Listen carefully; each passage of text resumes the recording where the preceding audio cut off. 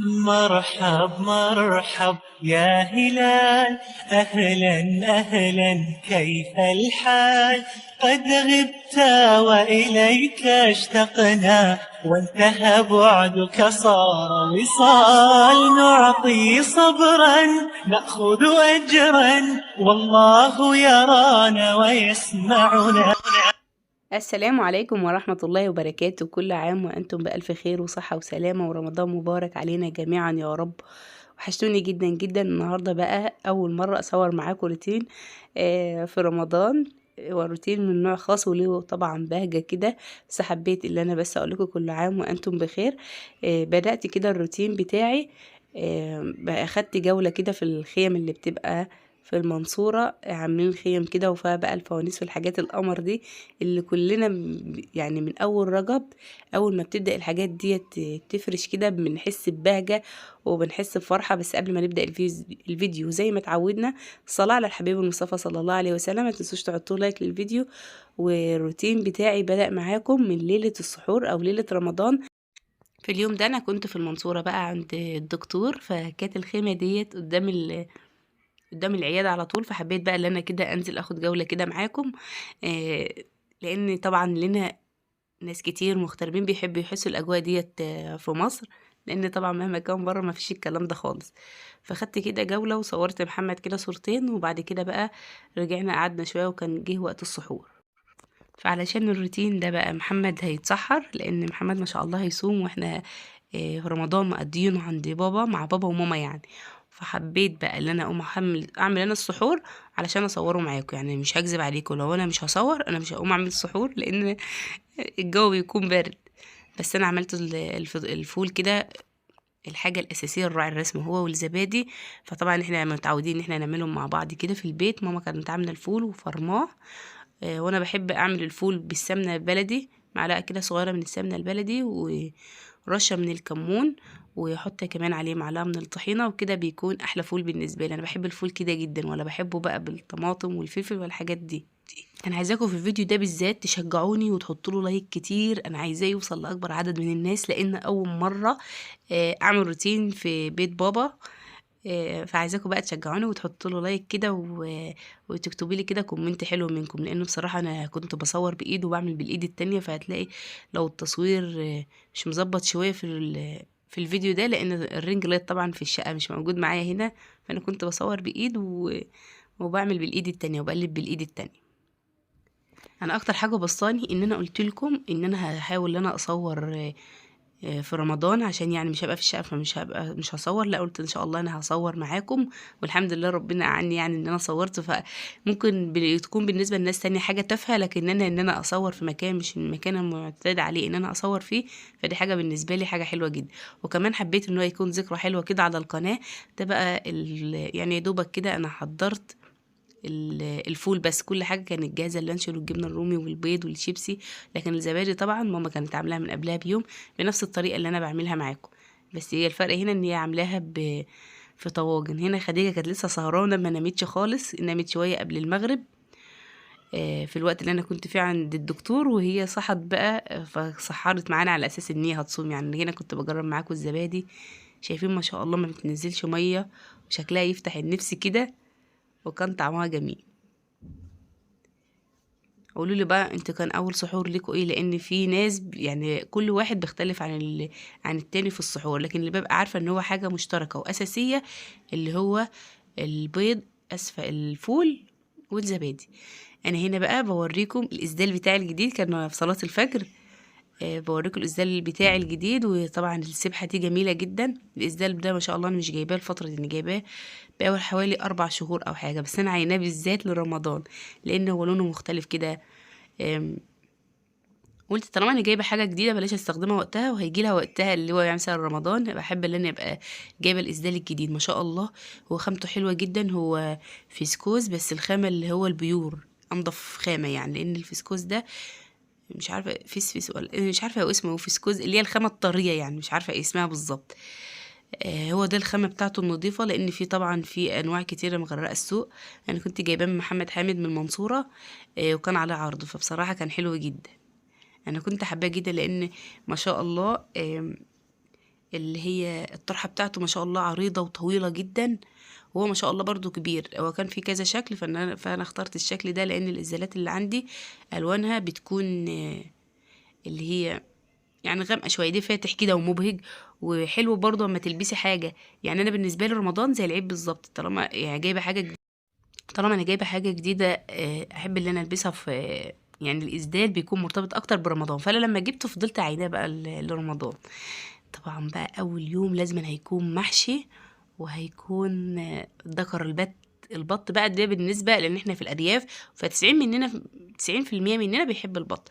طبعا اللي ما بيحبش البط بيكون محشي سواء لحمة او فراخ، مش هنختلف يعني، بس احنا بنحب البط. فما شاء الله كده عملنا ذكر بط محترم.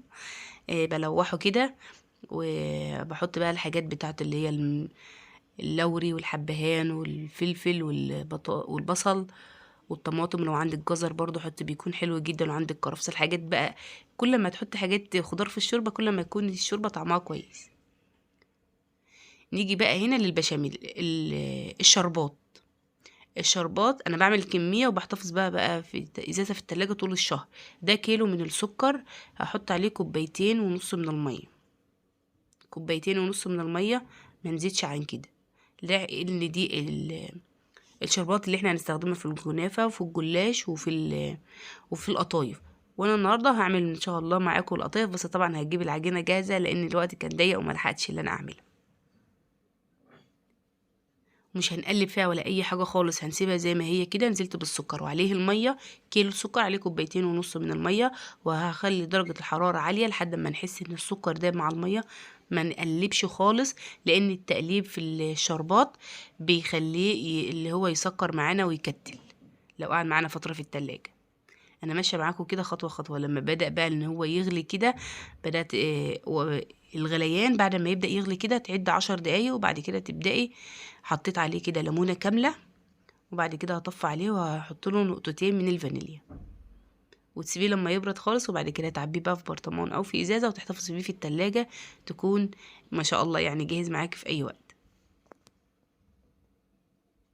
هو كده بقى بدأ ان هو يغلي، بدأ اسفل ان هو يتقل بقى والقوام بتاعه يتقل شويه. هنا بقى المحشي، ماما يا رب ربنا يديها الصحه يا رب يخليها، هي اللي طبعا عملت المحشي. انا يا دوبك بس لفيت، فهي كانت جهزت الرز بتاع المحشي والكرنب، كانت محتفظه بيه في الفريزر. وكمان الاخضر ده السلق، انا بموت في السلق بصراحه، بيدي طعم حلو جدا. هو انا معرفش هو له اسم تاني ولا لا، بس ده سلق غير ورق العنب وغير ورق اللفت، هو اسمه سلق. هو بصراحة أنا بحبه جدا، بيدي طعم يعني، ويكون خفيف. يعني المحشي أكلة دسمة، بس ورق السلق ده بتحس إن يعني لو كلت كمية ما تحسيش إن هي بطنك تقيلة كده أو مخنوقة يعني، أو هو تقيل، لا هو خفيف خالص. ده بقى المفرش عشان حطيناه كده عشان يديلكوا بقى ايه شكله ديكوري كده، ويدينا بهجة في المطبخ برمضان. ايه رأيكم بقى في الشكل القمر ده؟ قبل ما نقعد بقى نحشي، الشوربة كانت غلت كده، فانا بجيب منديل وبشيل الريم ده، المنديل بيشيل الريم اللي بيبقى على الذكر، وشوفوا شايفين شكله، وما بيشيلش اي سمنية خالص من الشوربة. ده المحشي بقى بعد ما اتحشى كده ما شاء الله كان شكله حلو. احنا على فكرة كمية الرز دي عملناها على يومين بس في حلتين، بحيث ان كل يوم يعني احنا كنا اول يوم وتاني يوم محشي، بس بدل ما ناكله يكون بايت، لا عملناها في ايه، في حلات صغيرة كده على قدنا. فعلى ما البطة او الدكر كان استوى، كنا احنا حشينا لفينا شوية المحشي الصغنطاطين بتوعنا دول. قولوا لي بقى انتوا عملتوا ايه مع المحشي؟ اولا المحشي لما بيتعمل معاه حاجه يعني ايه، ما بيخليش المحشي يتاكل. يعني مثلا لو هتعملوا جلاش، انا بصراحه كنت عايزه اعمل جلاش باللحم، بس عشان هو الفطار على قد انا وماما وبابا والاولاد بس، فقلت لا انا خلاص استكفيت كده بالمحشي والشوربه والسلطه يعني الحاجات اللي هي حواليه كده عشان نستلذ بالمحشي. لان كان بقالنا فتره ما اكلناهوش، علشان نحس بطعمه لما نيجي ناكله اول يوم رمضان. ده كده كان شكل الدكر بقى بعد ما استوى، سايبينه يبرد كده عشان ماما بقى تحمره لنا في الفرن. جبنا بقى هنا القطايف. انا عشان دايما بيكون متوفر عندي الجلاش والكنافه طول السنه، احب ان اول يوم رمضان يبقى قطايف. فكان عندنا كده شويه صغيرين من عين الجمل، كسرناهم كده وحطينا عليهم شويه من البشر وشويه من الزبيب وشويه من السكر، وهنعملها القطايف محشيه مكسرات. انا بحبها جدا، بحب القطايف. يعني انا عندي استعداد القطايف دي لو موجوده كل اسبوع في السوق زي الجلاش والكنافة، انا هجيبها كل اسبوع وهعملها. بس هي عيبها بقى كمية الزيت اللي فيها. انا بصراحة نفسي مرة اجربها بالجبنة، ما جربتهاش. فاما اجيب جبنة بقى واحاول كده ان انا اعملها ميكس جبن، ويكون طعمها هيكون عامل ازاي مش عارفة.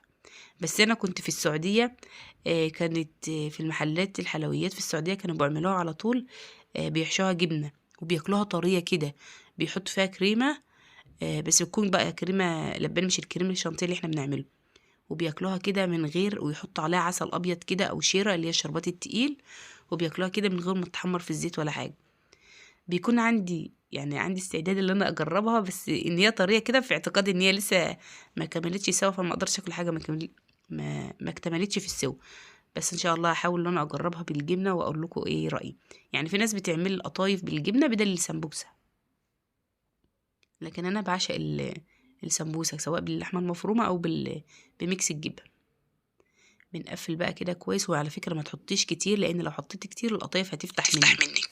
فاحنا بنحط كمية ونقفل كويس جدا كده. وبدأت بقى اللي انا اركنها واحط البلح، اعمل البلح. احنا اول يوم عملنا بلح او تمر يعني باللبن، ما حطناش عليه اي حاجة. تاني يوم عملنا الخشاف، بس للأسف يعني ما صورتوش. انا هنا حطيت البلح وبحط عليه اللبن، وبحط عليه شوية كده من جوز الهند، وكمان بحط عليه طبعا مش هحط لبن بس، فهزود ميه لان انا بعشق اللبن بال... بالتمر. وكمان حطيت كده معلقتين صغيرين من السكر، لان التمر بيكون فيه السكر بتاعه، فانا بنعمل يعني ما نسكرش، ما نحطش سكر كتير، ممكن ما نحطش سكر خالص، بس عشان الاولاد بيحبوا البلح يكون مسكر شويه، فحطيت كده اللي هو شويه صغيرين يعني من السكر. كده التمر بقى جاهز. وكمان هعمل مع التمر عصير برتقال. جيت بقى هنا للقطايف ان انا اجهزها. حطيت كده الزيت، وحطيت في طاسه تكون واسعه شويه بصراحه علشان ما استهلكش زيت كتير. القطايف معروف ان هي بتاخد زيت كتير، فانا عشان احط في الكميه يعني في الطاسه، ما عملتش في حله. ببقى اعمل في حله، وفي الحله بتاخد زيت اكتر. فانا عملت كده في الطاسه وهديت عليه على نار عاليه، ما بياخدش اي وقت. يعني دوبك تعلي النار والزيت يسخن، وتقلبي كده يتحمر، وتقومي نازله عليه بالشربات على طول. فكان الشربات كان بارد معايا. ريحه بقى المحشي مع ريحه بقى القطايف وريحه المخلل. انا بحب ريحه المخلل الجاهز جدا، لكن ما بحبش طبعا اكله. دايما بحب المخلل اللي ماما بتعمله. هتشوفوا معايا في اخر الفيديو عاملين شويه زيتون كده ما شاء الله يعني. لكن ريحه المخلل اللي هو من بره، عشان انا مش متعوده ان انا اشتريه، فلما بشوفه في رمضان هو مرتبط معايا برمضان، هو وريحه القطايف مع ريحه المحشي كده.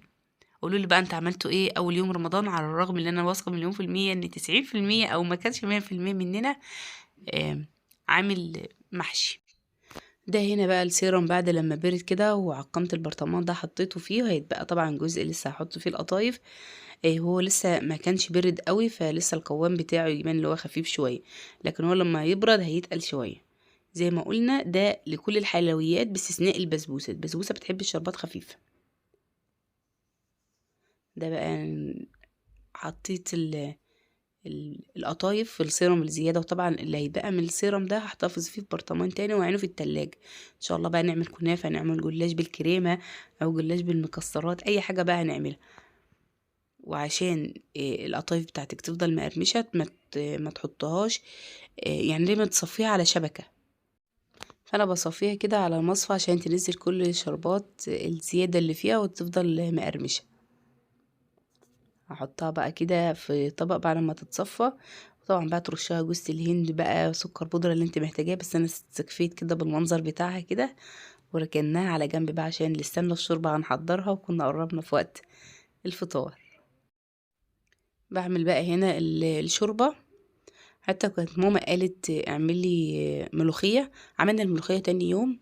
بس انا قلت لها لا، انا هعمل شويه لسان عصفور، عشان زي ما قلت لكم ان المحشي انا عاوزاه يتاكل، مش عاوزه الاولاد هتقعد تاكل في الملوخيه وكده. واحنا يعني نعمل زي ما الناس بتقول اللي احنا هو طبق واحد بس عشان ما نتاخدش مخالف. فاهمين يعني قصدي؟ بلاش تبذر بصراحه. آه، الايام جايه كتير والدنيا هتتغلى، فمش لازم نرمي بقى. مش عشان ما هو رمضان نعمل سفرات كتيره والكلام ده. وكمان عشان زي ما قلت لكم احنا عددنا بسيط، فعملنا الاكل اللي على قدنا. لوحت كده لسان العصفور اللهم صل على النبي بمعلقه صغيره من السمنه البلدي. السمنه البلدي دي بتكون معانا اساسي طول شهر رمضان. وصفيت كده الشوربه عليها. وده بقى كده كان شكل الفطار بتاعنا اول يوم. اتفضلوا بقى كده معانا. عملت عصير برتقال بس ما صورتوش معاكم. في اللحظة دي بصراحة اتمنيت يا رب اخواتي وزوجي يجمع شملنا تاني على خير ويرجعوا بألف سلامة. مجبورين الخاطر يجمع شملنا على خير. هو وكل المسلمين يا رب، وينصر اخوتنا في غزة. ما ننساش دايما ندعي لهم. ساعة الافطار ده اللي احنا قادرين نعمله لهم، بس لان بصراحة احنا بنعمل مائدة حتى لو بسيطة. هم يا عيني مش قادرين اساسا على الطحين اللي هو الدقيق اساسا هم يخبزوا بيه العيش. يعني ابسط حقوقهم مش لاقيينها، فربنا يعينهم يا رب.